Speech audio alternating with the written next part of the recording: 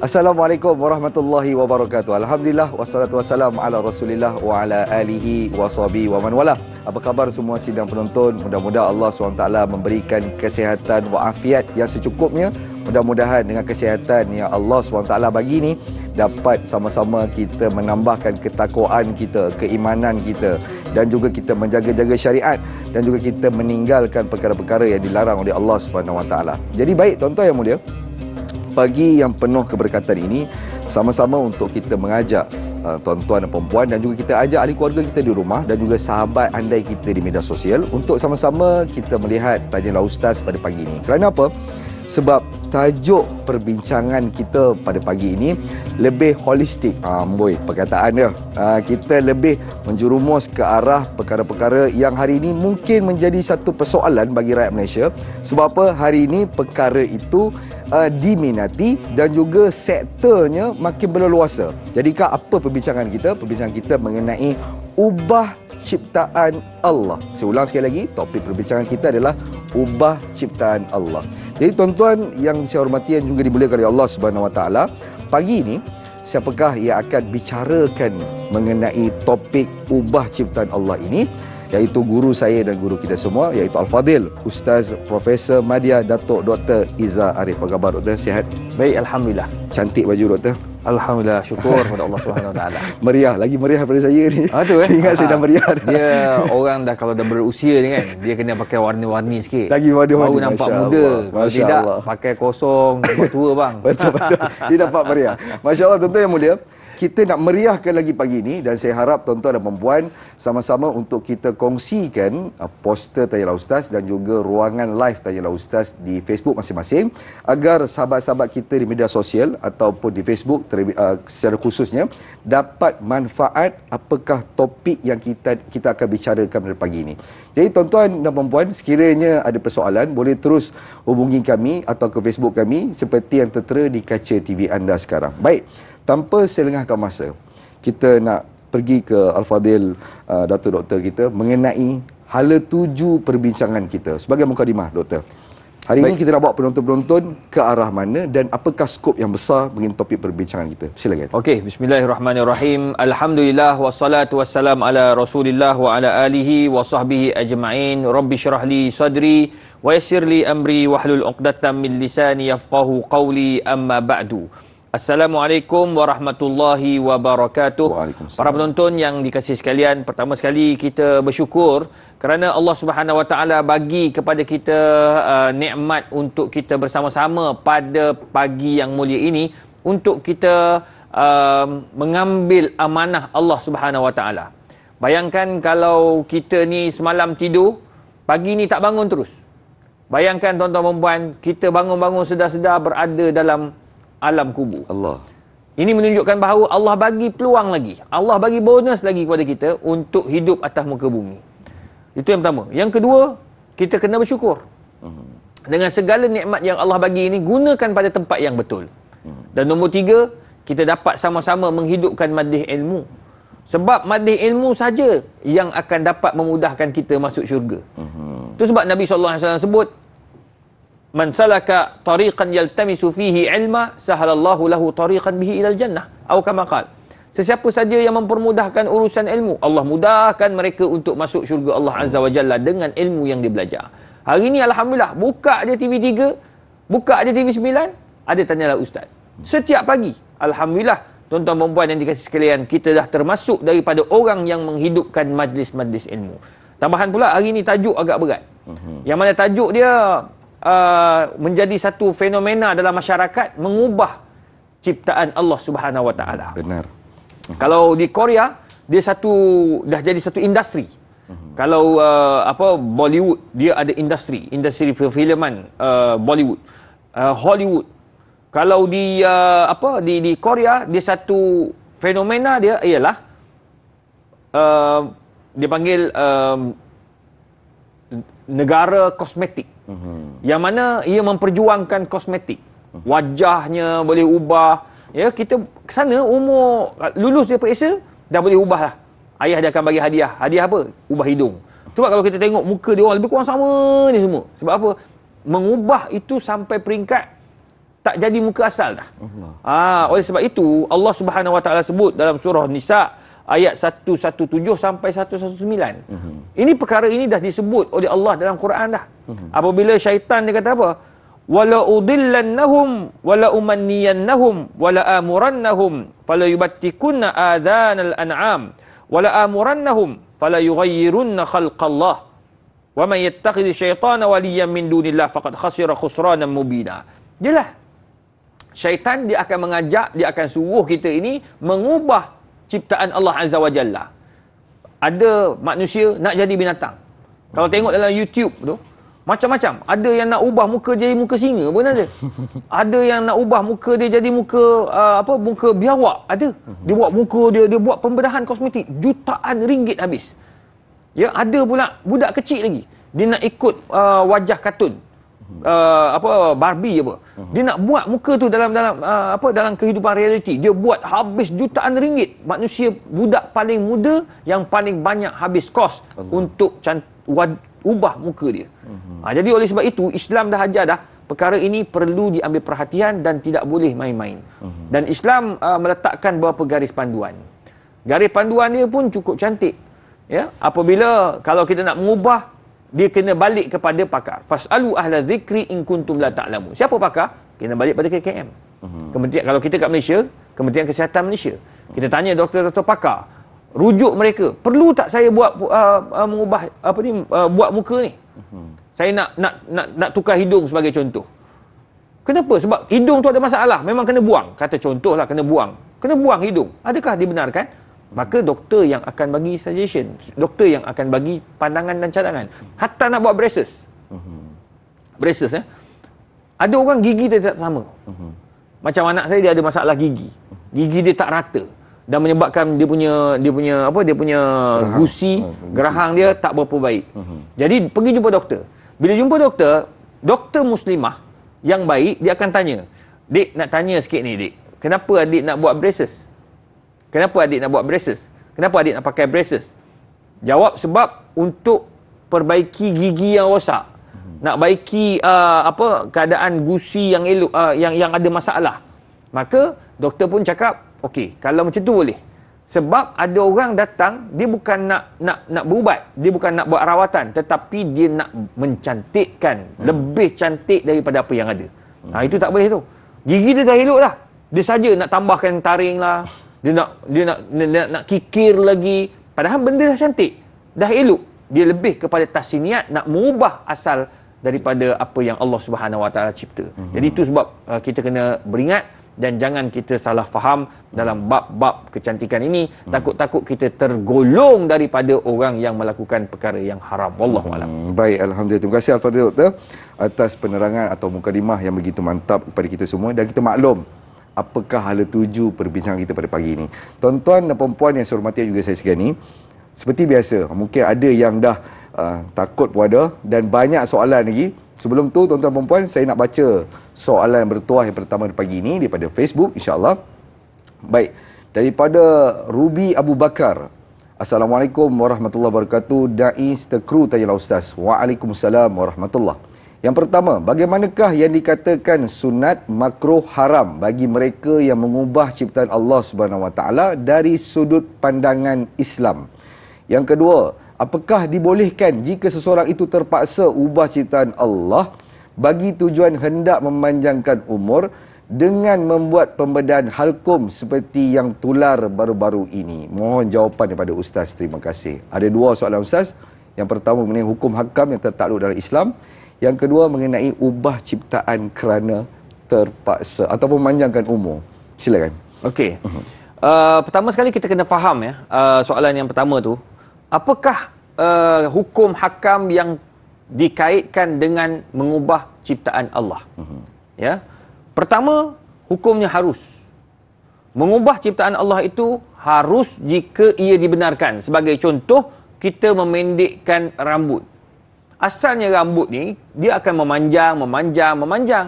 Tetapi bila dah panjang tu takkan nak biarkan, maka kita dibenarkan potong. Bila kita potong, kita dah ubah dah. Asalnya rambut kita belah kiri, kita pergi potongnya menjadi belah kanan ataupun kita menjadi belah tengah, maka tidak ada masalah sebab Nabi SAW jelaskan tentang rambut itu, man kana lahu sya'run falyukrimhu. Bila dia ada rambut, maka cantikkanlah rambut itu, kata Nabi SAW. Maka dia mencantikkan rambut. Dia ada misai, dia potong ni misai dia, dia pendekkan misai dia, tidak ada masalah. Jadi hukum dia apa pula? Sunat. Sunat. Sebab Nabi SAW, dia memendekkan misai, dia menyimpan janggut. Nampak? Nabi SAW buang bulu ketiak, cukur bulu ketiak, cukur bulu ari-ari. Jadi itu, kalau ikutkan dah mengubah ciptaan Tuhan. Tapi tidak, kerana itu adalah amalan Nabi SAW yang membuang bulu-bulu yang tak berfaedah bagi orang lelaki. Tak? Kalau tidak, mana boleh buang? Sebab ciptaan Allah, Allah keluarkan fitrah manusia, ada misai, kan? Kemudian ada bulu ketiak, ada bulu apa? Bulu ari-ari. Oh, kalau tak potong, bang, bulu ketiak sampai sini ke? Apa benda bulu ketiak? Tak ada, mana boleh. Jadi maknanya tak akanlah sampai peringkat gitu. Jadi Nabi akan cukur. Nampak tak bulu ketiak tu? Jadi dibenarkan, itu jadi sunat pula. Tadi harus, ni sunat pula. Yang ketiga, jadi wajib. Kalau doktor pakar menasihatkan kena buat benda tu. Kena buat. Kalau tidak, dia akan membawa kepada kemudaratan. Sebagai contoh, buah pinggang. Buah pinggang kita dah rosak. Na'udzubillah min zalik lah. Tu buat kena jaga makan minum ni. Jangan duk minum sangat air berkarbonat. Banyak sangat air manis. Dia boleh merosakkan kita buah pinggang. Jadi doktor dah bagi tahu, kata ni tak boleh ni. Buah pinggang dah rosak. Jadi kebetulan ada penderma nak bagi dah. Ada penderma nak bagi dekat KKM. Ada penerima nak bagi buah pinggang kat kita, maka wajib kita tukar. Kalau benda tu dah sesuai, benda tu elok dan diberi nasihat oleh doktor pakar dalam bidang tersebut, maka dia wajib tukar. Sebab apa? Nak menjaga nyawa dia.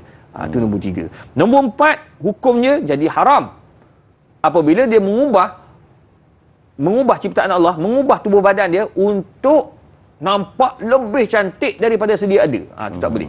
Ataupun dia nak ubah tu sampai tak ada faedahnya. Nak ubah macam saya katakan tadi, dia ubah muka dia daripada muka manusia kepada muka rimau atau muka singa. Dia ubah gigi dia, asalnya gigi manusia, dia ubah jadi gigi ular. Na'udzubillah. Macam-macam apa orang buat hari ni. Sebab apa? Sebab dengan duit dia kata dia ingat boleh buat segala-galanya. Tak boleh. Ada orang dia tambah dagu. Dagu ni tambah macam kita tambah apa nama bubuh ambil simen, tambah. Hidung dia tambah. Bang, tak boleh bang. Bila dah tambah itu apa jadi? Sebab saya tanya doktor pakar kosmetik. Dia memang masters dia dalam bidang kosmetik. Dia kata, Ustaz, bila orang menambah ni, dia jadi lain, Ustaz. Muka dia akan jadi tak elok. Dia kalau berlebih sangat, dia akan jadi rosak muka. Tengok, doktor pakar pun kata kalau buat lebih daripada yang sepatut, dia akan jadi rosak. Allah dah jadikan macam ni. Buat macam itulah. Bulu kening. Allah kata biar macam ni. Yang kau pergi cukur, ni Nabi dah larang. Kan? Nabi tak benarkan mencukur bulu kening. Itu dah mengubah ciptaan Tuhan. Maka itu dilarang dan diharamkan dalam Islam. Manakala yang makruh apabila benda tu kita tak jelas.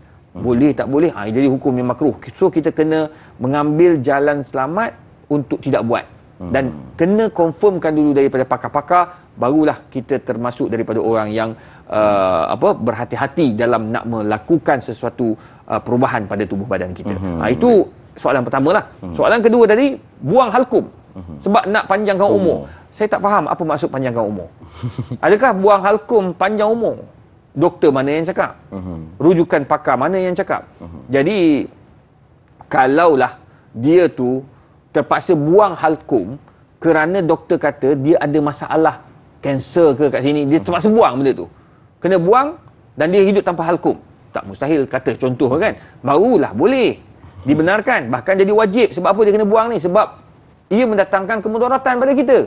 Kalau kita tak buang, doktor kata boleh merebat dan akhirnya bawa pada mati. Maka dibenarkan kita buang benda-benda yang boleh mendatangkan mudarat pada kita. Itu tak salah. Macam contoh, ada orang kena slip disc. Slip disc. Dia terpaksa buang yang slip disc, asal dia kena masuk disc baru. 2-3 disc baru kat belakang apa semua. Bang, boleh tak boleh? Boleh. Sebab apa? Kalau dia tak buat, dia akan merana kesakitan. Dia tak boleh mencari rezeki. Dia sakit sampai bila-bila. Maka doktor akan cari jalan macam mana nak menyelesaikan perkara tersebut. Jadi kena faham kat situ. Tapi kalau dia kata buang halkum ni boleh panjangkan umur, Sebab apa? Sebab bomo Malaysia cakap boleh. Minta maaf bang, tak boleh, hukumnya haram dan tidak dibenarkan oleh Islam. Alhamdulillah. Itu sedikit sebanyak soalan yang pertama kita yang dijawab oleh Al-Fadhil Doktor, dan saya kira menjawab persoalan dan dapat ilmu yang baru. Tuan-tuan dan puan, kita akan berehat seketika. Kembali lagi selepas ini, biar tahu jangan keliru.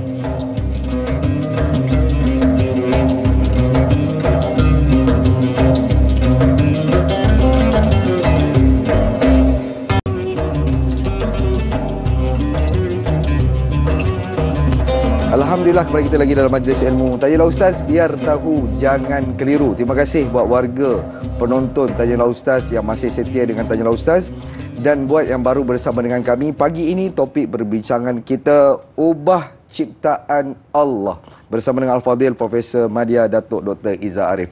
Jadi tuan-tuan dan puan, seperti biasa kita diingatkan persoalan ataupun pertanyaan boleh terus hubungi kami di talian yang tertera di kaca TV ataupun terus ke Facebook kami Tanyalah Ustaz TV3. Boleh komen di ruang gambar saya dan juga Al-Fadhil Ustaz. Mudah-mudahan asbab kita melihat Tanyalah Ustaz pada pagi ini dapat sesuatu ilmu, dan juga perancangan kita akan datang lebih teratur dan mengikut syariat Tuhan, insya-Allah. Baik, tanpa selangkan masa, saya nak ambil satu soalan daripada Facebook, daripada Jura Azlin Sufian.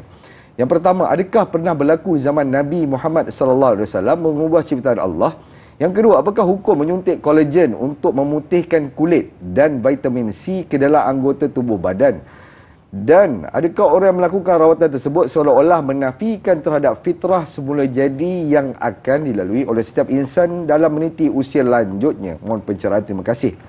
Jadi Ustaz, dua soalan. Zaman Nabi SAW adakah mengubah ciptaan Allah? Ada ke tidak? Yang kedua, kolagen atau vitamin C, apakah hukumnya? Silakan. Baik, tuan-tuan dan puan yang dikasihi sekalian, pernah berlaku ya zaman Nabi SAW apabila seorang perempuan yang dikenali sebagai Ummu Yaqub, dia bertanya kepada Aisyah radhiyallahu anha, adakah dibenarkan kita ini nak mengubah, nak buat itu, nak buat ini pada wajah dan sebagainya? Faja'at faqalat innahu balagani anka annaka anna Rasulullah sallallahu alaihi wasallam la'ana ya al-mughayyirat bi khalqillah. Nabi sallallahu alaihi wasallam melaknat orang-orang yang nak mengubah ciptaan Allah Subhanahu wa taala. Jadi ini menunjukkan bahawa apabila kita nak mengubah ciptaan Allah ni tak dibenarkan. Bahkan terdapat riwayat yang lain daripada Abdullah bin Mas'ud radhiyallahu anhu yang menjelaskan perkara ini, bahawa ada usaha-usaha nak mengubah ciptaan Tuhan itu, maka Nabi SAW bersabda, la'anallah al-washimat wal-mutashimat wal-mutanammisat wal-mutafallijat lil husn al-mughayyirati khalqillah. Ya, al-mughayyirati khalqallah fabalagha dhalika imra'atan min bani asadin yuqal laha Ummu Yaqub. Tengok dia sambung balik. Jadi ada pernah berlaku apabila Abdullah bin Mas'ud memaklumkan Nabi SAW menceritakan, menjelaskan Allah laknat orang yang buat tattoo, mengubah ciptaan Tuhan tu. Asalnya kulit elok-elok, dia tambahnya tattoo. Ya, orang yang merenggang-renggangkan gigi. Asalnya gigi dah elok, dia renggang-renggang, sengaja nak renggang-renggangkan. Ya, yang mana mereka ini buat semua ini adalah bertujuan untuk mengubah ciptaan Allah Azza wa Jalla. Maka perkara ini telah dilarang oleh Nabi SAW dengan perkataan laknat. Bila laknat ad-dal alal haram. Bila laknat hukumnya membawa pada haram lah hukumnya. Itu yang pertamalah. Yang kedua, dia menjelaskan apa? Menyuntik kolagen. Vitamin C. Vitamin C pada wajah. Dia kalau katakan kita menyuntik vitamin C ya pada wajah, yang mana ia bukan mengubah ciptaan Tuhan. Dia hanya menambah menjadikan wajah kita itu segar. Ya. Dia sama di muka kita. Kalau katakan dai cucuk vitamin C, dia tidak mengubah ciptaan Tuhan. Dia tak mengubah wajah, bertukar muka Hilman kepada muka Brad Pitt sebagai contoh. Tu tak boleh lah mengubah. Tapi muka Hilman juga, cuma wajah Hilman tu lebih nampak segar. Nampak lebih ceria. Kerana apa? Kerana dengan menggunakan atau suntikan vitamin C tersebut, maka ia dibenarkan. Tapi dengan syarat mesti mendapat keizinan daripada doktor pakar. Dan hari ini kalau kita tengok klinik-klinik kesihatan ataupun klinik-klinik kosmetik ini diketuai oleh doktor-doktor pakar dalam bidang tersebut. Memang mereka ini diiktiraf oleh KKM. Maka dibenarkan. Cuma jangan sampai kita cocok tu boleh mendatangkan mudarat pada tubuh badan kita, boleh membawa kepada perubahan terus pada fizikal wajah. Itu tak dibenarkan lah. Itu memang tak dibenarkan. Kata cocok je berubah muka. Berubah terus muka. Itu tak boleh. Tengok pasport, ni muka siapa? Tak sama dah muka. Itu tak boleh. Itu tak dibenarkan. Tapi kalau sekadar menampakkan cantik, menyegarkan, sama hukum dia macam kita cuci muka, kita buat facial, ya, kita bersihkan wajah, kita buat macam-macam kaedah-kaedah hari ni kan, itu dibenarkan. Wallahualam. Habislah Ustaz. Doktor lepas ni klinik-klinik ni ambil video ni buat ads lah sebab doktor yang cakap ni. Saya doktor lain. Tapi yang cakap tu doktor perubatan. InsyaAllah. Baik, tuan-tuan dan puan, kita nak teruskan dengan soalan daripada Facebook, daripada Kasih Nurul Shah. Assalamualaikum Ustaz Naim. Waalaikumsalam. Apakah penyebab seseorang itu boleh terjebak dengan mengubah diri dan nalurinya dari seorang lelaki atau sebaliknya? Adakah dengan mengubah ciptaan Allah itu bermakna sudah kufur dengan nikmat Allah? Sesungguhnya ciptaan Allah pada manusia cukup baik dan sempurna. Jadi mengenai menukar jantina ataupun isu jantina berubah ataupun nalurinya berubah, macam mana doktor? Silakan. Dia apabila seseorang itu nak mengubah daripada lelaki kepada perempuan, dia lebih pada nafsu sebenarnya. Inna nafsa la'ammaratun bisu. Sebab nafsu tu mengajak kepada benda yang tak baik. Dia mengajak kita nak ubah daripada pakaian lelaki kepada pakaian lelaki kepada pakaian perempuan. Nak ubah daripada seorang lelaki kepada seorang perempuan, ini jadi masalah. Kalau dia ini balik kepada ajaran Islam, dia takkan ubah. Betul. Kita dah dijadikan dengan elok dah. Cantik dah kita ni. Allah bagi elok dah. Kenapa nak ubah? Bila kita nak ubah itulah yang Islam haramkan. Nabi SAW melaknat orang yang nak menjadi perempuan. Lelaki nak jadi perempuan, Allah laknat. Perempuan nak jadi lelaki, Allah laknat. Orang lelaki yang pakai pakaian hampir sama dengan perempuan, Allah laknat. Orang perempuan pakai pakaian sama macam orang lelaki, dah jadi macam lelaki pula. Hari ni baru ada trend orang perempuan dia panggil macam pengkit pun satu hal. Lepas tu dia ada satu lagi yang jenis nak jadi lelaki ni, dia panggil apa? Perempuan yang lelaki, tomboy. Dia sanggup, masuk surat khabar ni saya baca, dia orang sanggup pakai baju ketat dalam ni untuk tak nampakkan bahagian buah dada dia. Nak nampak macam dia tu lelaki, sadar lah konon. Tak payahlah, kau tu perempuan. Bila kau perempuan, jadilah perempuan. Kan? Sebab Allah dah jadikan elok dah. Yang kau nak jadi lelaki ni buat apa pasal? Sebab dia kata, saya dibesarkan dengan kekerasan, saya dibesarkan dengan keganasan, maka saya nak jadi seorang lelaki yang tak payah, kau tetap perempuan. Tetap perempuan. Sebab apa? Yang bawah tu perempuan. Kecuali yang bawah tu ada dua.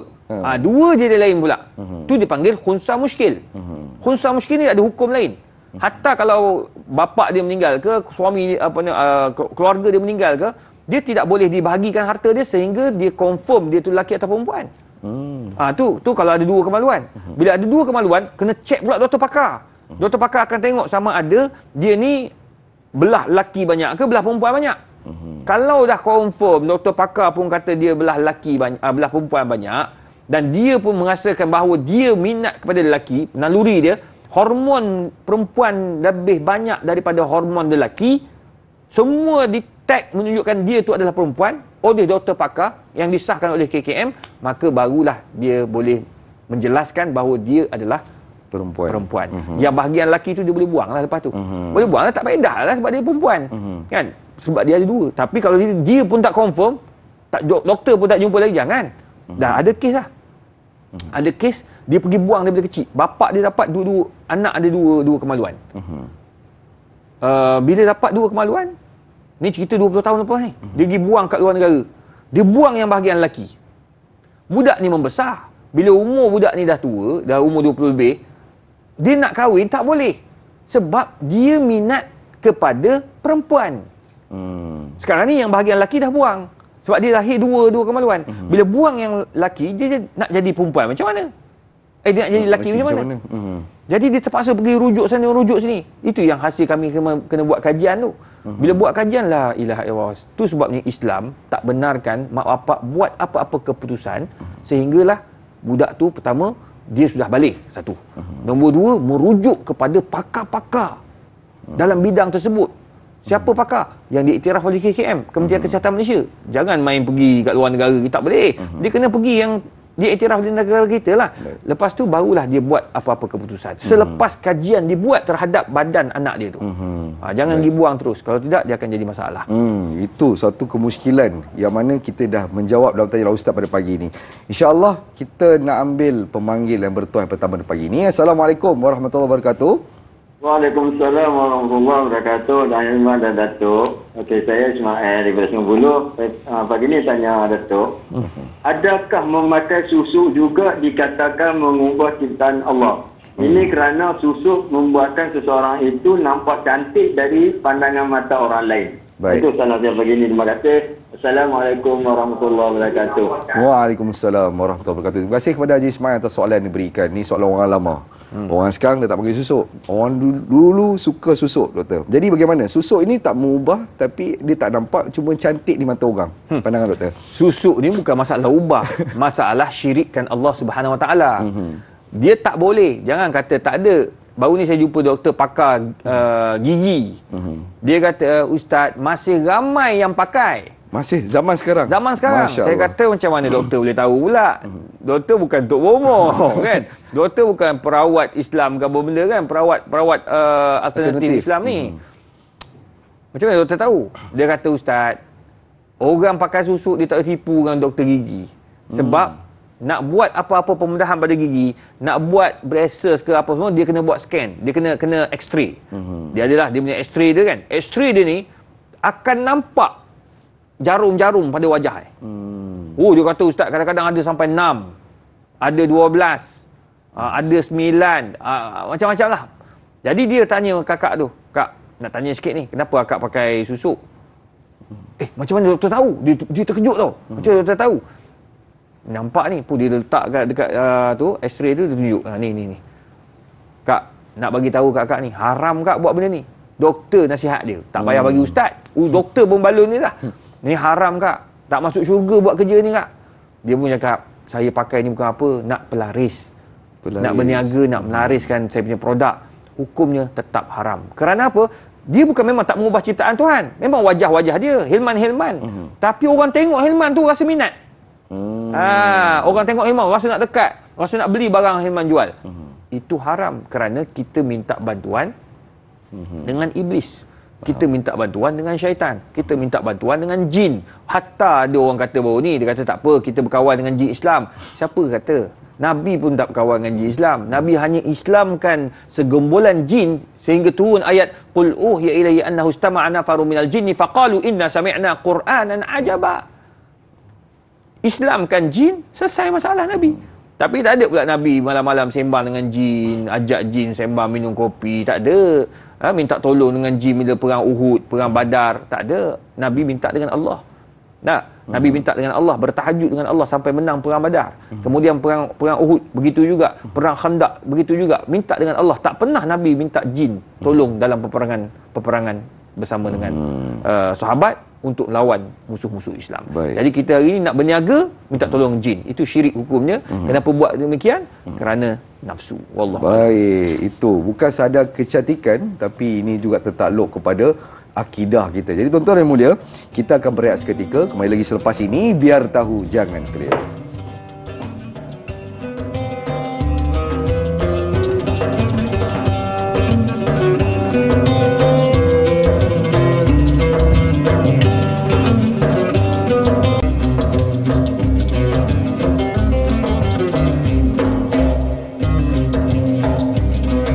Alhamdulillah, kembali kita lagi dalam Tanya Ustaz, biar tahu jangan keliru. Baik, tuan-tuan dan perempuan yang saya hormati dan juga saya sekalian, pagi ini kita bicarakan topik perbincangan kita, ubah ciptaan Allah, bersama dengan Al-Fadhil Profesor Madya Datuk Dr. Izzah Arif.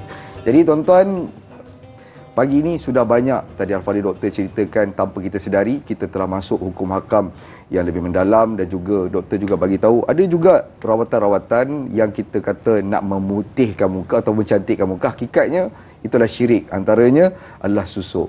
Jadi tuan-tuan dan puan-puan yang mati Allah sekalian, saya nak terus kepada soalan daripada Facebook, daripada Syahirah Alia Muhammad. Dia tanya, apakah contoh-contoh perkara yang termasuk mengubah ciptaan Allah dalam berhias? Macam mana Dr. Al-Fadhil? Okey. Saya nak jelaskan balik apa yang Da'i sebut tadi. Susuk mengubah ciptaan Allah Subhanahu Wa Taala. Susuk dia tak mengubah ciptaan Tuhan.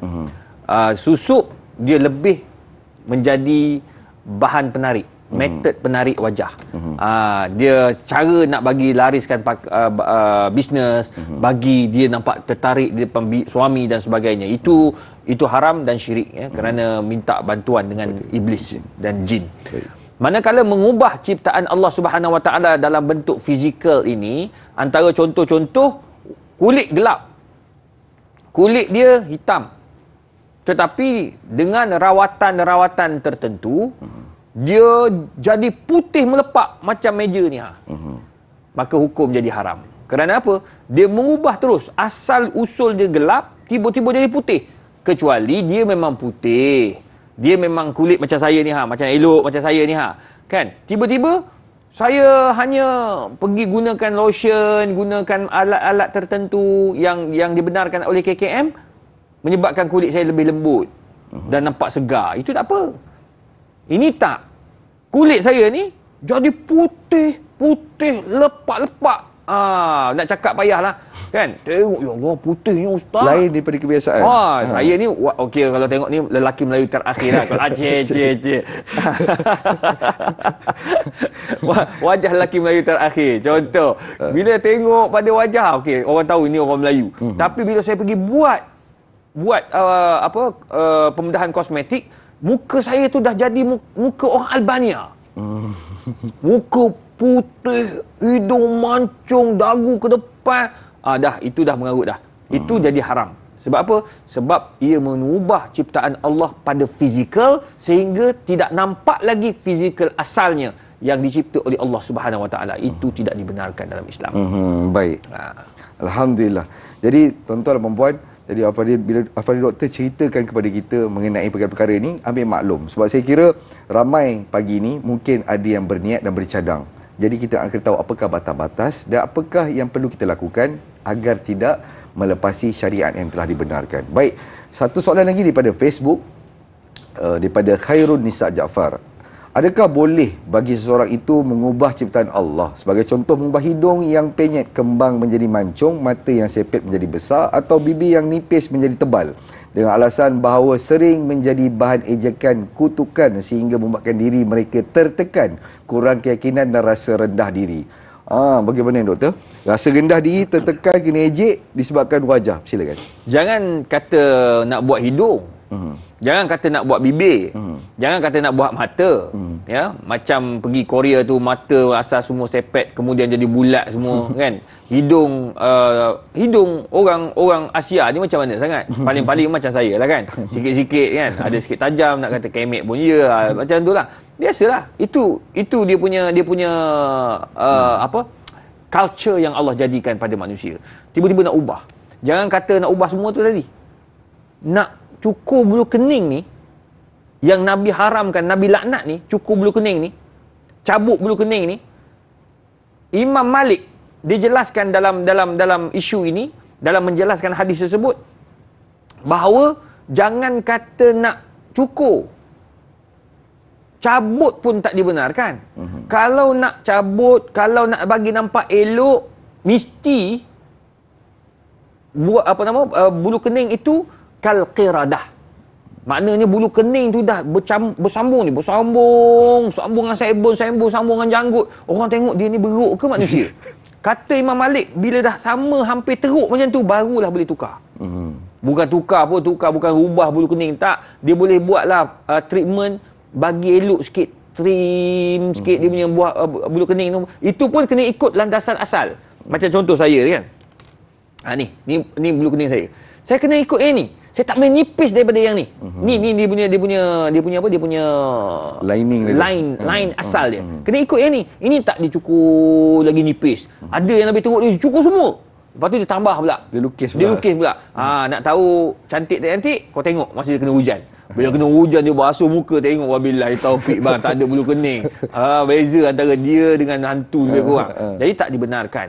Kalau katakan nak ubah saja. Tapi kalau setakat kena ejek, hidung kemek, itu biasa. Kan? Biasalah orang Melayu. Kan? Hidung kemek. Tak ada masalah. Apa masalah? Kenapa kau nak malu pula? Kan? Orang kulit hidung panjang nak pendekkan macam kita. Orang yang hidung kemek nak tajam pula. Orang kulit hitam dia tak nak putih. Tapi kadang-kadang ada nak jadi putih. Orang putih pula nak jadi kulit hitam. Macam-macam. Manusia ni tak pernah bersyukur pada Allah Subhanahu Wa Taala. Saya boleh katakan apa yang doktor sebutkan tadi banyak kali, kita ni banyak terdedah dengan bisikan ataupun hasutan hawa nafsu ya doktor, untuk mengubah kecantikan kita lebih cantik. InsyaAllah. Baik, kita nak terus ke pemanggilan seterusnya. Assalamualaikum warahmatullahi wabarakatuh. Waalaikumsalam warahmatullahi wabarakatuh. Dai Hilman dan Datuk Dr. Izhar Arif. Saya Omar Abdul Majid dari Felda Cini Timur 3, Pekan Pahang. Assalamualaikum doktor dan Dai. Waalaikumsalam warahmatullahi wabarakatuh. Soalan saya begini doktor. Kadang-kadang adik bukan ni lah, ada segelintir masyarakat ni kadang anak yang lahir, baby yang lahir ni dia dah sedia mulut dia tak begitu cantik, sumbing contohlah. Jadi apabila dibawa ke doktor menasihatkan supaya ditampal dengan daging yang lain, contohnya di bahagian daging belakang saudara punggung ni diambil untuk ditampal. Ini berlaku pada waris saya jugalah doktor. Jadi atas nasihat doktor, dia kata kalau dibiarkan nanti kemungkinan masa dia besar nanti suara dia tak jelas kerana mulut bibir sumbing ni. Jadi ditampal dan mengikut arahan doktor. Apakah ini dibolehkan ataupun bagaimana? Ke kita nak mengubah juga ke sedangkan benda tu lahir dah begitu keadaannya. Yang kedua saya nak tanya satu lagi mengenai ini, nak diet ni, sedut lemak dalam badan ni. Badan kadang-kadang dah besar. Dulu kecil, tapi sekarang makin lama makin besar badan, berat badan. Jadi sedut lemak ini. Sedut lemak ni bukan untuk apa? Untuk mencantikkan balik badan tu.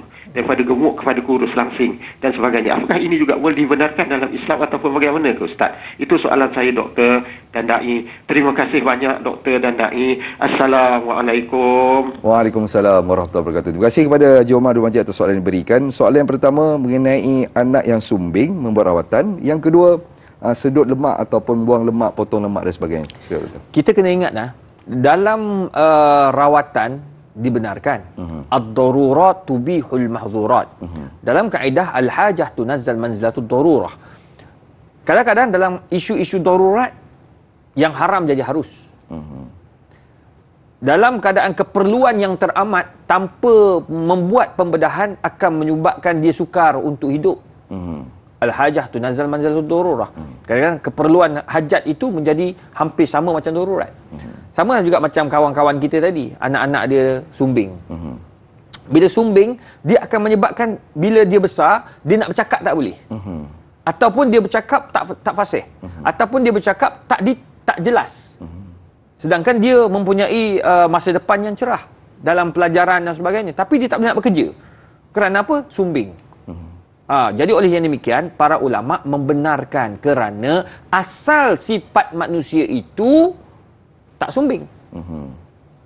Asal manusia, sifat manusia yang Allah kata walaqad karramna bani Adam, anak Adam tu mulia, tubuh badan dia tu lengkap, bibir macam ni bentuk dia. Cuma tebal nipis saja. Tapi cuma bila dia lahir sumbing, bibir dia tak rapat ataupun bibir dia terbuka macam tu, maka dibenarkan untuk mereka membuat rawatan dengan melakukan pembedahan atas nasihat doktor pakar. Tak kisahlah dia nak ambil daging daripada punggung ke, daripada mana-mana ke, yang penting letak untuk nampak elok, dibenarkan. Baik, yang kedua, sama juga orang budak-budak yang lahir dia ada tanda kelahiran. Wajah gelap sini, merah ada kan pada wajah. Boleh tak mak bapak nak buat pembedahan? Dibenarkan. Kos tinggilah dalam 20 ke 30 ribu. Jadi mak bapak yang ada duit, dia kata kesian anak nampak muka dia malu nak jumpa kawan. Sebab hitam. Asal wajah dia tak macam tu. Asal wajah kita lengkap, kulit serata, tapi tiba-tiba dia lahir begitu. Maka dibenarkan untuk dia buat pembedahan, ubah dia punya, buang dia punya yang gelap tu, letak kulit yang baik, yang elok, yang sama rata dengan wajah dia. Itu serah pada doktor lah, ya, pada klinik, pada doktor perubatan. Maka itu tidak ada masalah. Sama juga macam baru-baru ni saya terpaksa jelaskan detail agar biar orang faham, ya, tentang mengecilkan, membesarkan payudara. Umur dia 29 tahun tapi payudara macam umur 70 tahun. Kalau nak tahu benda ni, saya rasa kita bagi rehat. Okey, baik. Tuan-tuan dan puan, kita nak masuk topik sebentar lagi, tapi sebelum itu kita berehat seketika. Baik, lagi selepas ini biar tahu jangan keliru.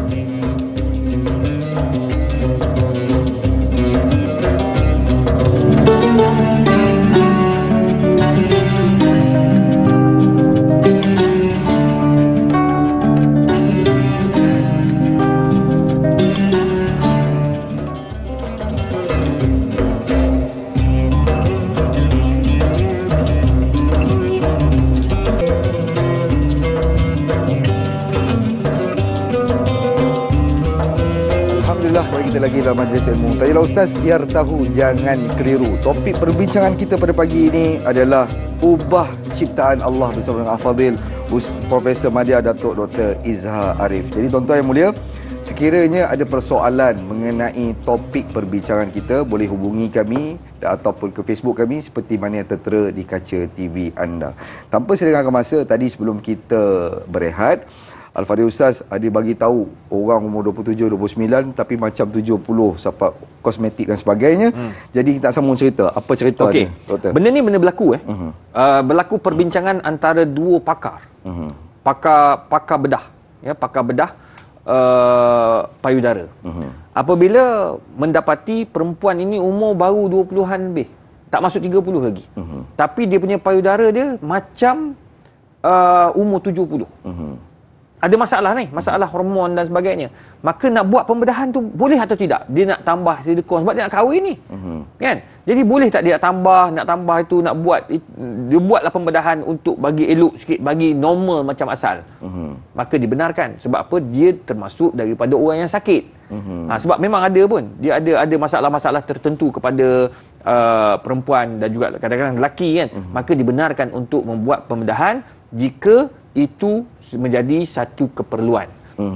Jadi dibenarkan dalam Islam. Kalau ada tujuan untuk membuat rawatan. Ya, bukan untuk cantik, dah elok dah, tapi dia nak tambah besar lagi, sama besar dengan bola sepak apa semua, itu tak dibenarkan lah. Itu haram. Okey, yang kedua tadi apa ni? Mengenai sedut lemak, buang lemak. Sedut lemak ini perlu mendapat keizinan daripada doktor pakar yang diiktiraf oleh KKM. Dah ada banyak kes berlaku, termasuk dekat kawasan rumah saya tu, kat Kajang, kat Bangi, kan. Yang mana dia sedut lemak, akhirnya meninggal dunia. Yang sedut tu bukan pakar, yang sedut tu adalah orang yang belajar kosmetik sahaja. Tak boleh, jangan main-main. Benda ini boleh membawa pada mudarat. Dahlah membawa pada mudarat, hukumnya haram pula. Na'udzubillah min zalik. Jadi tidak dibenarkan ya melakukan proses sedutan lemak tanpa sebarang nasihat daripada pakar-pakar perubatan. Sebab dia melibatkan kesihatan juga. Tapi kalau dia gemuk yang teramat sangat, dia sedut tu untuk tujuan kesihatan atas nasihat doktor yang buat, maka tidak ada masalah. Sama budak hari ni ada yang jenis potong usus. Ya, di HUKM pun ada buat, PPUKM dia buat potong usus. Tapi nak buat ni, dia doktor akan bagi nasihat selama beberapa bulan katanya. Kena masuk kaunseling dulu. Jangan pula lepas potong usus ni dia boleh makan, kata makan sate, kita boleh makan sampai berapa pucuk? 10 pucuk, kan? Bila potong usus, memang kamu akan jadi kurus. Tapi dia makan 2 pucuk sate je, dia dah nak muntah lah. Dia dah tak boleh lah. Tapi kalau dia lawan juga, dia tak akan kurus, dia akan jadi gemuk macam tu juga. Jadi doktor akan bagi nasihat bahawa benda ni bukan 100% akan berlaku. Di atas kita juga, atas usaha kita. Jadi nasihat saya, doktor-doktor pun bagi nasihat. Jenis kalau nak buang-buang usus ke apa semua ni, sebelum nak buang tu fikir panjang dulu. Tu buat dia masuk kaunseling sampai sebulan 2 bulan. Nombor 3, cuba cara yang diajar oleh Islam, iaitu pemakanan yang sihat, diet Rasulullah, kemudian bersenam. Penting. InsyaAllah kita akan kurus secara normal. Baik. Tapi kalau tak boleh juga, kita serah pada doktor, tengok doktor cadang apa. Wallahu a'lam. InsyaAllah. Mudah-mudahan ini satu azam lah untuk kita semua, menjaga kesihatan kita dengan jaga pemakanan dan juga senaman, insyaAllah. Baik, seterusnya daripada Facebook, daripada Casey. Apakah menanam gigi dibenarkan dalam Islam kerana gigi itu kekal di dalam gusi? Tidak seperti makan gigi palsu, bila meninggal boleh membuangnya. Isu braces satu hal. Ni doktor, mengenai kita nak tanam pula selama-lamanya. Adakah benar kan? Seperti mana yang saya katakan tadi, yang Nabi haramkan adalah mutafallijat. Yang cuba untuk apa tahu? Yang cuba untuk merenggang-renggangkan. Dia merenggang-renggangkan gigi nak nampak cantik ya pada gigi dia. Kalau zaman jahiliah dulu, dia nak bagi nampak gigi tu sebatang. Dia akan renggang. Dia ada kaedah, dia letak kayu. Zaman dulu, dia letak kayu nak bagi renggang. Zaman sekarang, kita nak rapatkan pula. Iaitu pakai braces. Jadi, itu dibenarkan jika untuk tujuan rawatan. Itu yang pertama. Ya, untuk tujuan rawatan. Begitu juga, macam contoh, cabut gigi. Gigi kita tercabut. Bila tercabut gigi, kita nak pakai gigi palsu, dia tak sama guna gigi palsu dengan kita tanam gigi. Guna gigi palsu ni dia menyukarkan juga kadang-kadang. Kalau kita makan daging, tercabut gigi. Jadi doktor akan sarankan kepada mereka yang ada duit lah. Mereka yang ada duit untuk tanam gigi. So bila dia tanam, dia akan ikut prosedur kedoktoran yang betul. Maka tidak ada masalah. Dibenarkan. Gigi dibenarkan. Dia boleh cabut, dia boleh tambah ya dengan gigi yang lebih elok, kerana gigi ni benda yang kita guna. Dia boleh rosak. Bila rosak, kita kena tampal, kita kena baiki, kita kena letak gigi palsu, letak crown lah, macam-macam kaedah dia. Bubuh skru pun ada. Jadi semua itu dibenarkan dalam Islam. Bahkan kalau katakan benda tu tak boleh cabut dah letak skru dah, the crown gigi tu, bila meninggal dunia perlu tak cabut, bawa ke doktor gigi tu, tak payah. Kebumikan dengan begitu saja, jalan terus. Cuma kalau boleh cabut, gigi palsu ke depan, kita boleh tarik ke depan, itu dibenarkan untuk kita cabut. Tapi kalau benda tu sukar, tak payah. Macam contoh, ada baru ni kes, arwah ayah dia meninggal dunia, masa mandi-mandi tu dah keras tau, dah keras. Nak buka dia punya rahang tu tak boleh. Jadi diorang perlu tak diorang nak buka punya tu sampai nak keluarkan gigi? Tak payah. Jangan sampai menzalimi, menyakiti mayat ataupun jenazah. Baik. Jadi kita kebumikan saja begitu. InsyaAllah tak ada masalah. Wallahualam. Terima kasih doktor. Saya kira doktor-doktor gigi pun harus lihat tanya Ustaz pada pagi ini. Mudah-mudahan mereka pun dapat ilmu yang boleh diamalkan, boleh disampaikan kepada customer-customer mereka, insya-Allah. Baik, soalan seterusnya pada Hana Wanci. Apakah hukum mengubah ciptaan Allah SWT disebabkan faktor kesihatan? Contohnya memperbetulkan struktur pada wajah untuk keselesaan apabila makan dan mengunyah makanan. Betulkan muka pula Ustaz. Macam mana? Ya, dia ada masalah pada pada kita punya ni rahang. Rahang kita kan. Dia kena buat pembedahan. Kalau jenis makan dia terpaksa buat pembedahan. Nak betulkan dia punya rahang, itu dibenarkan. Kerana dia menyukarkan kita untuk hidup. Nak makan susah, nak itu susah, semua satu. Nombor dua, tuan-tuan perempuan yang dikasihi sekalian, dia kena stroke. Botox pernah diharamkan oleh muzakarah fatwa suatu ketika dahulu. Semua mufti-mufti mengharamkan botox kerana di dalamnya ada enzim babi. Ya, haram tu sebab enzim babi. Tapi botox ni dia tak mengubah ciptaan Tuhan. Dia hanya perbaiki saraf dekat wajah. Saya hadir dalam satu pembentangan dibuat oleh seorang pakar botox ya di HUKM suatu ketika dahulu. Yang menyebabkan saya nak buat penulisan buku ini ya, dipanggil buku Fake Kecantikan. Dalam ni menjelaskan tentang dipanggil mengubah ciptaan Tuhan. Dia panggil dawabit ya, apakah dia punya prinsip-prinsip yang dibenarkan dan diharamkan dalam mengubah ciptaan Tuhan. Jadi dia jelaskan bahawa botox ni mahal tau, kos dia. Cocok saja boleh mencecah ratusan ke ribuan ringgit. Masya-Allah. Dia hanya galakkan, benarkan kepada orang yang kena stroke. Bila dia stroke, dia lari, wajah dia lari tau. Lari, sengit bibir, dia cocok setiap 6 bulan untuk betulkan dia punya mulut, mata, apa semua tu lah. Dia hanya baiki je. Tapi dia tak ubah. Dia tak ubah orang muka tu kalau lebih cantik, tak ada. Dia takkan ubah dagu jadi cantik, hidung jadi tak mancung, tak. Dia hanya memperbaiki sel pada wajah saja. Maka kalau tidak ada pilihan lain, maka botok dibenarkan masa tu. Sebab nak perbaiki wajah. Walaupun masa tu muzakarah mengharamkan. Kerana ada enzim babi. Sekarang ni tak payah pakai botok dah. Dia ada kaedah lain dah. Dia ada kaedah. Tu cerita 10 tahun yang lalu. Masa mula-mula saya nak buat PhD. Sekarang dah ada teknologi yang lebih canggih. Ada kaedah yang lebih canggih. Maka guna kaedah yang lebih canggih, yang halal, yang tidak ada sumber haram, dan pembedahan itu ataupun kaedah suntikan itu mematuhi syarak dan juga prinsip-prinsip yang telah ditetapkan oleh Kementerian Kesihatan Malaysia. Wallahualam. Itu penting. Itu banyak benda yang kita maka tidak ada masalah lah, insya-Allah. Insya-Allah. Baik, seterusnya daripada salah si Cik C. Apakah jenis-jenis pembedahan plastik yang dibenarkan di dalam Islam dan tidak menyalahi hukum? Adakah menyambung bulu mata dan rambut antara perbuatan yang dilaknat oleh Allah Subhanahu Wa Taala? Ini soalan yang kata apa?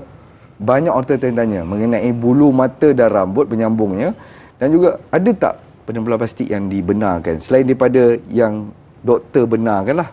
Pembedahan plastik yang dibenarkan oleh syarak apabila pembedahan itu diperlukan akibat kecacatan kekal, apabila yang kedua, apabila kecacatan itu memudaratkan dia dalam banyak perkara. Nak bekerja tak boleh, nak bercakap tak boleh, nak melihat dengan baik tak boleh, apa semua tak boleh, ya. Nombor 3, apabila kecacatan yang berlaku pada tubuh badan itu membawa kepada keaiban, maka dibenarkan untuk dia melakukan pembedahan plastik surgery.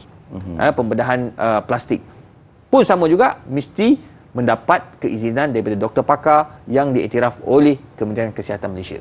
Itu jelas. Itu ditetapkan oleh ulama dunia tu. Macam mana, apa prinsip kita nak buat pembedahan kosmetik. Okey, dan pastinya tidak ada sifat ataupun perasaan nak menipu. Nak menipu. Ada orang dia ubah muka ni sebab apa? Dia dah rompak bank, dia nak ubah muka sebab tak nak bagi sama muka dia rompak dulu. Tak boleh. Itu memang tak dibenarkan dalam Islam. Haram hukumnya. Okey, itu yang pertama. Nombor 2, apa ni? Sambung bulu mata dan adakah rambut. sambung menyambung bulu ini dibenarkan oleh syarak? Nabi melaknat orang yang menyambung rambut mereka.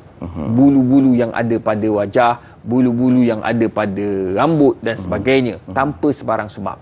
Jadi kalau dia nak sambung rambut dia tanpa sebab, nak nampakkan dia lebih menawan, cantik di luar tanpa menutup aurat, hukumnya haram. Ya, tapi kalau katakan rambut dia tu botak, kepalanya botak, umur baru 30 dah kepala botak dah. Sekarang ni kan ada kaedah sambung rambut kan? Tanam rambut. Dia panggil tanam rambut. Tanam rambut kaedah terkini. Ya, untuk baiki kebotakan yang ada pada kepala kita pada usia yang muda. Maka dibenarkan sebab itu rawatan. Kecuali umur dah 70, 80 nak tanam rambut apa?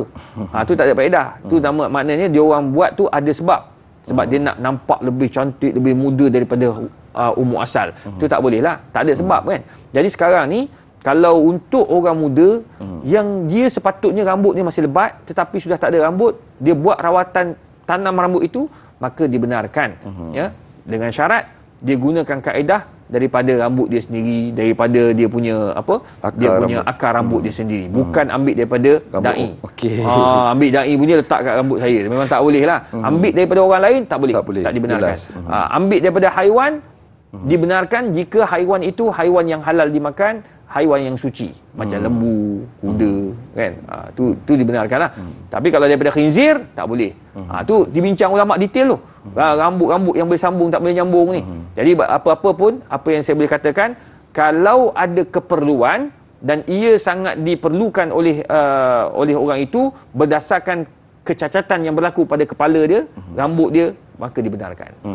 Jadi kalau macam cuma yang dia tambah bulu kening tu untuk apa saya tak tahulah. Tak ada keperluan pun. Tapi saja nak nampak cantik, maka boleh bawa kepada haram kalau tak betul-betul. Jadi sekarang ni kita letak makruh dululah. Berhati-hatilah. Baik, alhamdulillah. Tuan-tuan yang mulia, pagi ini kita dah bicarakan mengenai kosmetik, hukum hakam, apa yang terbabit dari segi akidah dan fiqahnya. Jadi kita akan bicarakan lagi mengenai isu ubah ciptaan Allah ini sebentar lagi. Cuma saya nak maklumkan siaran kita untuk perbincangan kali ini di TV3 sudah tamat dan kita akan sambung perbincangan kita ini di TV9. Jadi terus setia dengan Tanya Ustaz, biar tahu jangan keliru.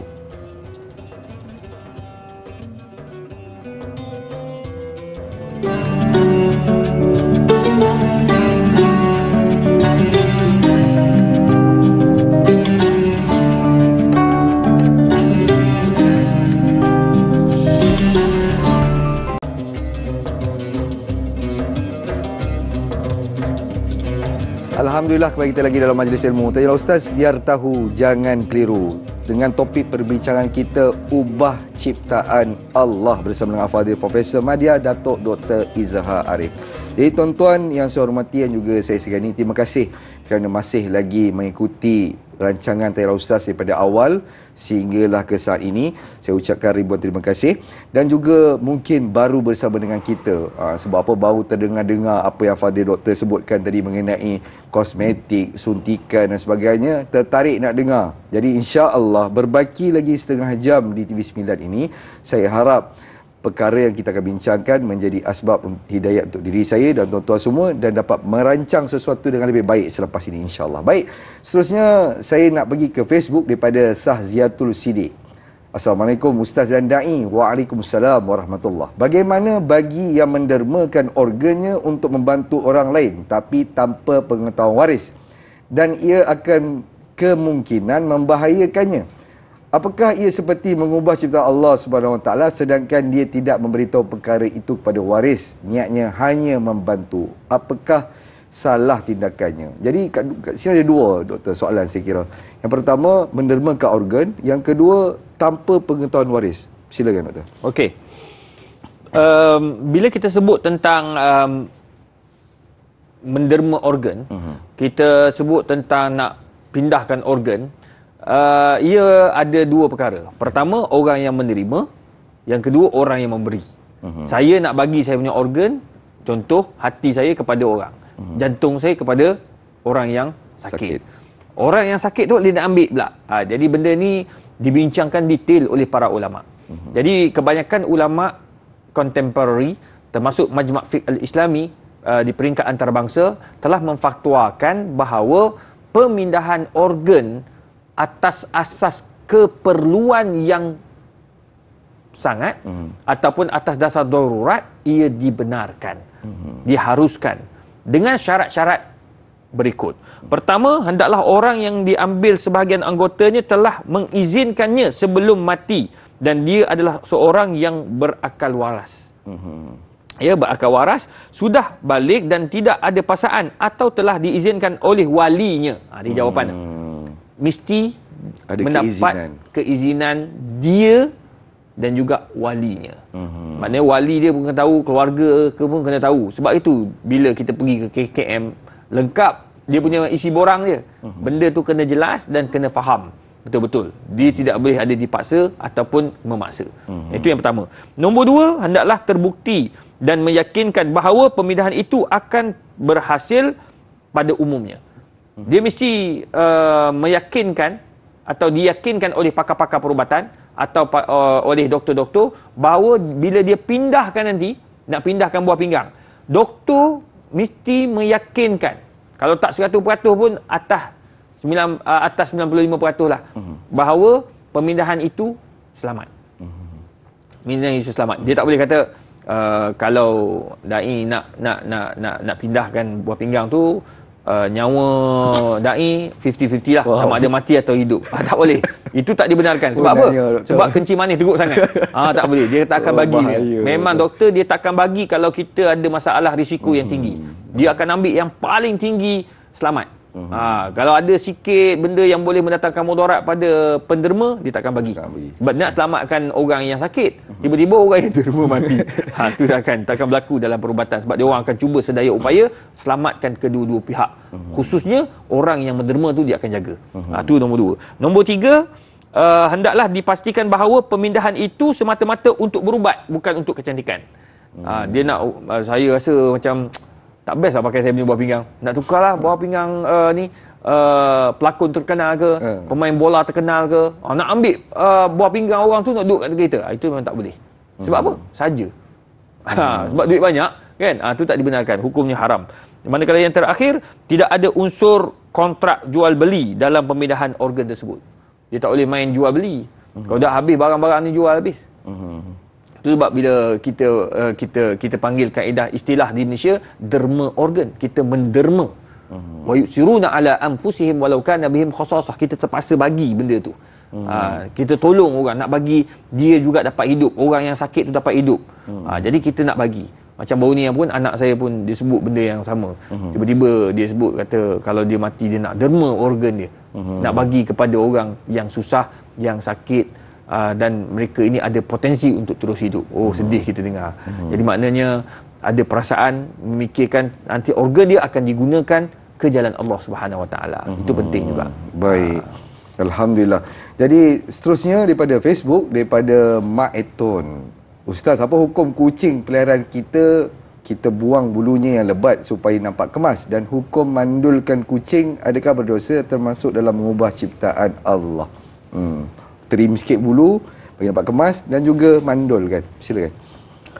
Kucing ni, orang yang bela kucing tahulah. Doktor pun dia takkan cukur bulu kucing ni kecuali ada keperluan.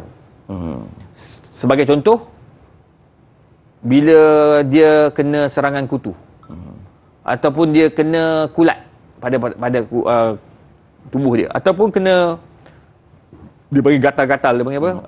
Kurap. Maka doktor akan ambil jalan untuk cukur semua bulu-bulu dia untuk memudahkan ubat berlalu kat atas kulit dia. Itu dibenarkan. Bahkan harus.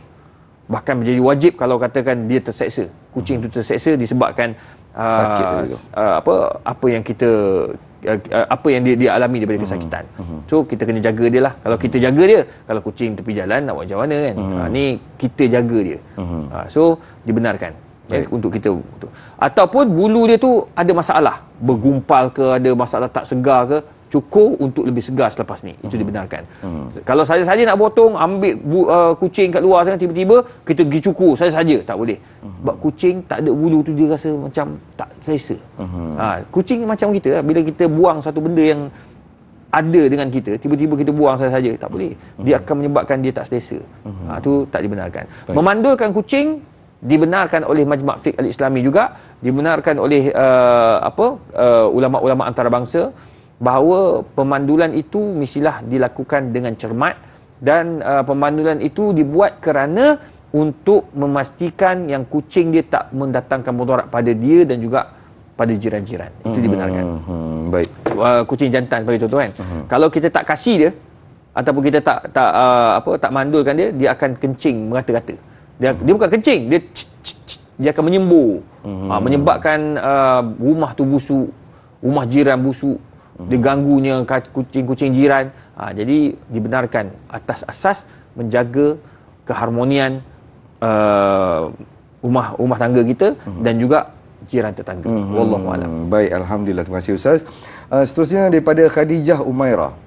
Bagaimana pula jika seorang wanita melukis keningnya menggunakan herba ataupun inai yang tahan lama dalam tempoh setahun atau lebih?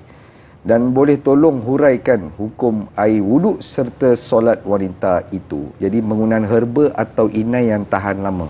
Silakan Ustaz. Dia kalau dia tak cukur tak apa. Dia nak bagi nampak kan bulu kening dia tu jenis dia ada bulu kening, tapi bulu kening dia tu macam pudar. Dia tak tebal. Jadi nak nampak elok dia pun lukis. Itu tak ada masalah, dibenarkan. Dia lukis tu dengan apa? Dengan pen pen inai. Itu dibenarkan. Diharuskan dalam Islam. Ya, cuma yang tak dibenarkan kita cukur. Itu kena fahamlah dua hukum yang berbeza. Ya, jadi kalau setakat dia ukir nak bagi nampak jelas di bulu-bulu kening, itu dibenarkan dalam Islam. Ada isu uduk boleh kena atau tak kena ke? Kalau bab uduk ni kita kena tengok pada bahan yang kita pakai. Kalau kita gunakan pewarna dia sama macam pewarna rambut. Kalau pewarna itu menyaluti bulu kening sehingga bulu kening tu tak kena wuduk, tak basah di air apa semua, maka itu tidak bolehlah, menyebabkan wuduk tidak sah, maka penggunaan bahan tersebut pun haram. Kerana apa? Ia akan menyebabkan solat tidak sah. Bila solat tidak sah, dia kena qada semua sembahyang dia sepanjang setahun tu kalau dia pakai. Jadi kena beringat, kena berhati-hati dengan bahan yang kita pakai. Tapi dia sebut inai tu tak ada masalah. Baik, alhamdulillah. Terima kasih Al-Fadhil Doktor mengenai jawapan yang diberikan. Tuan-tuan dan puan-puan, kita akan berehat seketika. Kita akan kembali lagi selepas ini. Biar tahu, jangan keliru.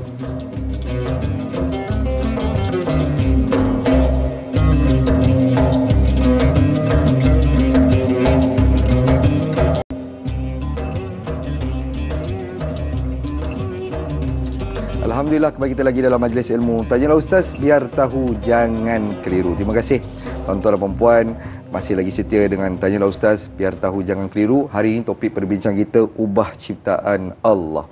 Baik, berbaki lagi beberapa minit sebelum kita tamat secara langsung. Saya nak ambil pemanggilan seterusnya. Assalamualaikum warahmatullahi wabarakatuh. Wabarakatuh, Da'i dan juga Ustaz. Ya, Waalaikumsalam warahmatullahi. Saya terus pada soalan saya, Ustaz, ya. Ya. Bagaimana jika seseorang tu atau golongan tu yang yang tak sempurna lah, Ustaz, kan, gunakan keadaan dia tu untuk meraih simpati ciptaan, disebabkan ni mungkin ciptaan Allah lah kan, dia dah jadi macam tu, meraih simpati ataupun meraih perhatian orang. Jadi apa hukumnya, Ustaz? Itu saja soalan saya, Ustaz. Terima kasih. Assalamualaikum. Waalaikumsalam warahmatullahi wabarakatuh. Terima kasih kepada Tuan Baharudin atas soalan yang diberikan. Golongan tak sempurna meraih simpati dengan apa yang dia ada, mungkin kekurangan diri, meraih simpati atau minta derma dan sebagainya. Komen. Dia bila ada orang yang Allah Subhanahu Wa Taala uji dia dengan ketidaksempurnaan tubuh, fizikal dia, menyebabkan dia menjadi peminta sedekah, dia menjadi pemalas, dia menjadi tidak mempunyai masa depan, sedangkan dia boleh bekerja. Hari ni kalau kita tengok, ada orang kaki dia pendek, tetapi dia boleh bekerja dan alhamdulillah bisnes dia berjaya. Ada orang dia mata dia buta, tapi dia boleh jadi profesor. Dekat Universiti Al-Azhar ramai profesor buta. Mata tak nampak, tetapi hafalan dia hebat dan jadi pensyarah yang cukup hebat, bahkan jadi pensyarah dalam perbankan Islam lagi. Dia tak pernah tengok sukuk, dia tak pernah tengok cek, dia tak pernah tengok kontrak-kontrak, tetapi semua hukum dalam kepala dia. Tengok, maknanya dia tak menjadikan kelemahan diri dia, ya, buta, pendek ataupun segala-galanya lah yang menyebabkan dia tak mampu bersaing dengan orang biasa, orang normal. Dia masih lagi boleh hidup atas muka bumi dengan bekerja sendiri. Itu adalah orang yang terbaik. Baik. Manakala orang yang menjadikan diri dia ni peminta sedekah sebab dia ni cacat, kata dia. Cacat sebelah mata je, sebelah lagi okey. Ya, tangan dia kudung sebelah. Dia malas bekerja sebab tangan kudung. Itu tak betul. Sedangkan Nabi SAW letakkan dalam satu hadis umum, sesiapa yang suka minta sedekah akan datang di akhirat tidak ada pada wajahnya kulit dan daging, kerana malu depan Allah atas perbuatan dia suka meminta-minta dan minta derma daripada perbuatan dia tadi. Jadi itu sebabnya kita orang yang kurang upaya, OKU atau kuat upaya, boleh, tak ada masalah, kita panggil OKU, orang kuat upaya dia. Upaya dia dalam menahan dugaan Allah ini dengan bekerja sendiri, mencari rezeki, belajar, buat sesuatu, insya-Allah dia akan berjaya atas muka bumi dan tak perlu minta jadi disebut sebagai apa, dia minta simpati daripada orang. Tak perlu, kita boleh hidup dengan sendiri, kita boleh bekerja dengan baik, insya-Allah. Dan ramai kawan-kawan saya dekat UKM tu pun OKU, tapi alhamdulillah boleh hidup, boleh bekerja, naik pangkat macam biasa. Alhamdulillah, syukur pada Allah SWT. Masya-Allah. Itulah tuan-tuan mulia. Saya pun terinspirasi baru-baru ni. Saya balik Melaka, saya nampak ada orang roti canai tebal sebelah tangan je, sebelah tangan lagi tak ada. Itu pun satu usaha yang bagus saya kira. Jadi tuan-tuan, kita nak ambil satu lagi soalan daripada Facebook, daripada Nur Dahlia Biru. Apakah ancaman dan azab yang Allah nyatakan di dalam Al-Quran bagi orang-orang yang suka-suka mengubah ciptaan Allah kerana inginkan penampilan yang cantik serta menarik? Apakah ancaman Allah? Al-Fadhil Doktor, silakan. Ancaman ni banyak apabila Allah sebut ataupun Nabi sebut dalam hadis laknat. Bila laknat ni sama ada ia berlaku dekat dunia atau kat akhirat. Ada orang Allah uji dia, Allah tunjukkan kebesaran Allah itu dekat dunia lagi. Contoh, ada seorang tu dia buat pembedahan bibir. Bibir dia elok dah, cantik dah. Dia pergi luar negara, dia buat cantik bibir dia tu. Menyebabkan dia derita kerana kanser bibir. Allah. Atas perbuatan dia dulu. Dia bukan pergi cak ayam punya tempat. Tempat yang terkemuka. Buat pembedahan bibir. Nak bagi nampak tebal, seksi. Akhirnya, dia menderita kerana kanser disebabkan perbuatan. Menyesal dia. Dia kata lepas dia buat tu dia terasa dah. Dia rasa macam cakap tak sedap. Lepas tu dia rasa lain daripada yang lain. Dia jadi macam tak berapa best selepas dia buat. Akhirnya dia menderita. Itu sebabnya Allah tunjuk dulu kat dunia. Dan dia pun mengaku, dia kata jangan buatlah. Dia bagi pengakuan umum dalam dia punya laman sosial. Tak payahlah nak ubah-ubah benda yang dah Allah buat yang terbaik dah. Allah Rabbi. Tu kat dunia. Kat akhirat, mungkin dia kat dunia dia selamat, dia sihat sampai dia meninggal dunia. Tapi di akhirat macam mana? Bila Nabi dah sebut laknat, akhirat ya pastinya membawa kepada neraka Allah Azza wa Jalla. Wallahu alam. Allahu akbar. InsyaAllah kita nak ambil soalan seterusnya daripada Muhammad Faizal bin Ahmad. Bagaimana jika ada ibu bapa yang diuji dengan anak lelaki yang telah melakukan pembedahan dan seiras wanita? Walaupun dinasihat berkali-kali tetapi tetap berdegil. Walau seteruk mana pun seorang anak, kasih sayang ibu bapa takkan berkurang. Bagaimana nak berhadapan dengan masyarakat yang selalu menyindir? Ini satu ujian bagi ibu bapa, Al-Fadhil Doktor, yang anaknya mungkin dah berubah. Satu nasihat bagi doktor untuk ibu bapa dan juga sahabat-sahabat kita media sosial. Pertama sekali, ibu bapa yang dah berusaha mendidik anak ke jalan Allah, didik anak jadi baik, didik anak untuk jadi manusia yang berguna untuk negara, agama, bangsa. Tetapi dengan izin Allah juga, budak itu telah berubah. Ya, dia berubah, yang mana budak itu berubah jadi perempuan. Allah uji budak perempuan. Dengan izin Allah, Allah uji budak lelaki ni menjadi jadi orang nak berubah jadi perempuan. Maka sabarlah wahai ibu bapa. Itu yang pertama. Nombor 2, banyakkan berdoa. Nombor 3, kena berusaha. Usaha tu penting. Maknanya faiza azamta fatawakkal Allah. Ibu bapa kena berusaha nasihat anak itu agar kembali ke pangkal jalan. Mana tahu dengan izin Allah juga budak ini akan kembali ke pangkal jalan. Dah ramai dah kita jumpa yang dulunya dia jadi perempuan, mak dia doa, akhirnya dia jadi lelaki balik dah. Alhamdulillah. Walaupun ada lagi lembut-lembut dia tu, tak apa. Sekurang-kurangnya dia dah berpakaian lelaki, dah pergi umrah pakai pakaian lelaki dan sebagainya, tak ada masalah dah. Dan tak makan dah pil-pil hormon dan seumpamanya. Maka kena berusaha cari jalan macam mana nak nasihat, macam mana kita nak dekati budak ni agar dia kembali ke pangkal jalan. Itu usaha yang ketiga. Nombor 4, tuan-tuan dan puan,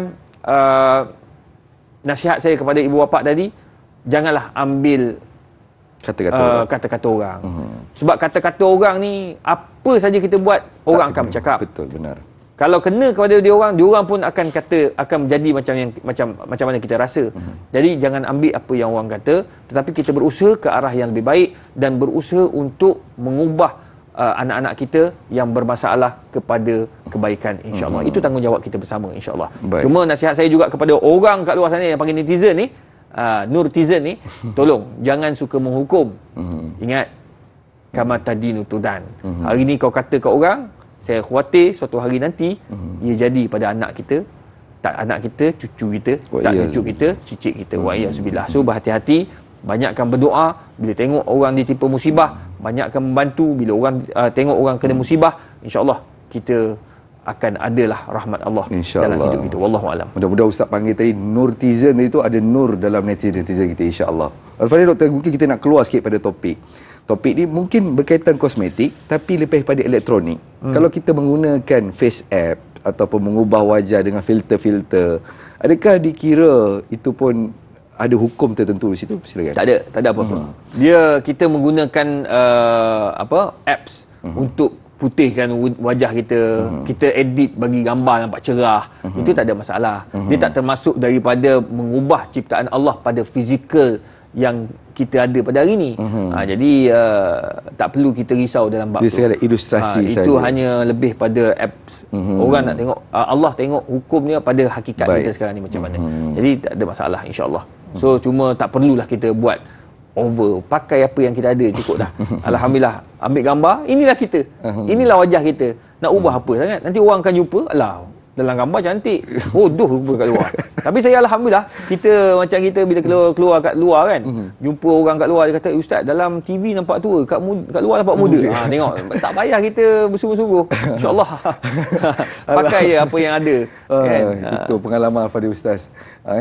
Dalam nampak ni, jadi jumpa daripada depan, jangan lupa tegur Ustaz, insya-Allah. Baik, daripada Pak Suli Romli pada Facebook, apakah kesannya pada akidah seseorang serta kesan pada amal ibadahnya? Mohon pencerahan Ustaz biar tahu, jangan keliru. Mungkin dari segi bila mana dah buat kosmetik ni doktor, adakah kesan daripada akidah seseorang tu? Silakan. Dia kalau katakan mengubah wajah, apa kan? Mengubah wajah, dia tambah dagu, tambah hidung, ibadat dia sah. Dia puasa sah. Dia sembahyang sah. Cuma dia berdosa sebab dia ubah wajah dia tu. Ya. Yang kedua, yang bahayanya bila dia ubah benda yang melibatkan jantina. Dia pergi ubah pakaian. Dia ubah pakaian, dia ubah kemaluan dia. Dia tukar lelaki kepada perempuan. Dia tambah dada dia. Buah dada dia tambah, lepas tu dia suntik hormon, jadi macam perempuan. Memanglah bila sebut suntik hormon jadi macam perempuan lah. Lepas tu apa berlaku? Dia pergi haji, dia pergi umrah. Dia pakai pakaian perempuan. Habis lah dia. Dia susah lah, banyaklah benda kena dia hadap. Sebab apa? Dia pergi umrah sebagai seorang perempuan, sedangkan dia lelaki. Dia pakai ihram. Dia tak pakai ihram. Dia berihram sebagai seorang perempuan. Orang lelaki mana boleh pakai tutup kepala, mana boleh tutup pakai baju berjahit. Banyak masalah yang akan timbul kalau macam tu. Jadi itu sebabnya jadilah diri sendiri dan tak perlu kita mengubah. Kita khawatir ibadat-ibadat yang wajib yang melibatkan jantina asal ini menyebabkan kita punya ibadat ditolak oleh Allah Subhanahu Wa Taala. Baik, alhamdulillah. Doktor, kita sebenarnya banyak soalan-soalan mengenai kosmetik. Cuma kita dah kepada penghujung rancangan. Mungkin sedikit kesimpulan ringkas dan nasihat kepada sahabat-sahabat kita pada pagi ini. Mudah-mudahan mereka dapat membawa balik pagi ini satu guideline yang jelas untuk mereka lakukan mungkin rawatan dan sebagainya. Silakan. Nasihat saya yang saya ambil daripada para ulama, kalau kita rasa nak mengubah ciptaan Allah Subhanahu Wa Taala pada tubuh badan kita, lupakanlah. Yang kedua, kalau terpaksa mengubah, pastikan kita mendapat nasihat daripada pakar-pakar, iaitu doktor-doktor perubatan yang diiktiraf oleh Kementerian Kesihatan Malaysia, bahawa kosmetik ataupun kaedah rawatan yang kita nak buat itu menepati undang-undang, menepati Kementerian Kesihatan, pada masa yang sama tidak bercanggah dengan syariat. Itu penting. Jadi kita kena banyak bertanya, minta solusi, dan jangan kita terburu-buru nak mengubah sesuatu pada tubuh badan kita, kerana tubuh badan kita ini bukan milik kita. Ia adalah milik Allah Subhanahu Wa Taala dan ia adalah amanah Allah yang kita kena jaga sebaik-baik mungkin. So, berhati-hatilah. Baik, alhamdulillah. Al-Fadhil doktor, mungkin kita nak terus kepada sedikit doa pada pagi ini. Silakan. InsyaAllah. A'udzubillahi minasyaitonirrajim. Bismillahirrahmanirrahim. Alhamdulillahirabbil alamin. Wassalatu wassalamu ala asyrafil anbiya'i wal mursalin wa ala alihi wa sahbihi ajma'in. Allahumma innaka afuwun karimun tuhibbul afwa fa'fu anna wa an walidina wa an jamil muslimina wal muslimat al ahya'i minhum wal amwat. Allahumma faqihna fid din wa 'allimna at-ta'wil. Allahumma yassir wa la tu'assir ya arhamar rahimin. Allahumma ja'alna mahbuban fi qulubil mu'minina wal mu'minat. Fabashshirna bil ghina ila 120 hasanah. Fallahu khairun hafiza wa huwa arhamur rahimin. Wa sallallahu ala sayyidina Muhammad wa ala alihi wa sahbihi wa sallam. Taqabbalallahu minna wa minkum. Minna wa minkum khatabah ya karim. Terima kasih diucapkan kepada Al-Fadhil Dato' Dr. Iza Arif atas ilmu yang diberikan kepada kita pada pagi ini. Dan satu pesan doktor tadi apa? tubuh badan kita ini adalah amanah Allah SWT. Jadi kita jaga baik-baik, kita bagi dia kefahaman agama cukup, mudah-mudahan dia tidak diseksa di akhirat nanti, insya-Allah. Baik, kita akan bersama dengan Ustaz Omar Abdul Aziz esok dan juga moderatornya Da'i Anas dengan tajuk Penurunan Kalam Allah. Jadi terus setia dengan tajuk Ustaz hari-hari, mudah-mudahan dapat manfaat kepada kita dan diri kita dan sahabat kita semua, insya-Allah. Saya dan Fadil Ustaz mohon ampun dan maaf sekiranya terpanjang kami berbicara langsung, terkasar bahasa, terlebih bicara. Yang baik semua pada Allah SWT, yang buruk itu pada diri kami sendiri. Wallahu alam. Assalamualaikum warahmatullahi wabarakatuh.